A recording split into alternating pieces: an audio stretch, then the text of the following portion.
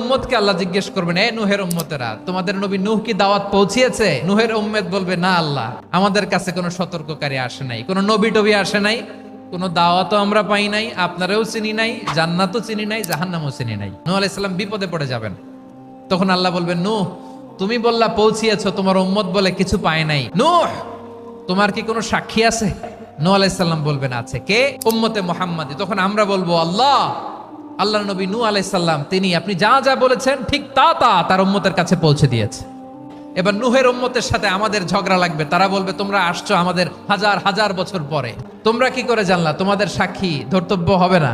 আমরা বলবো, আমাদের কোরআনে তোমাদের নবীর কথা আল্লাহ আমাদেরকে জানিয়েছেন, দিন রাত এক করে তোমাদের কাছে তিনি দাওয়াত পৌঁছেছেন। তোমরা কানের মধ্যে হাত দিয়ে রাখতা, চেহারাটা কাপড় দিয়ে ঢেকে রাখতা, আল্লাহর নবী নূহকে পিটিয়ে ছালা দিয়ে পেঁচিয়ে তোমরা পাহাড়ে রেখে আসতা, সব আমরা জানি।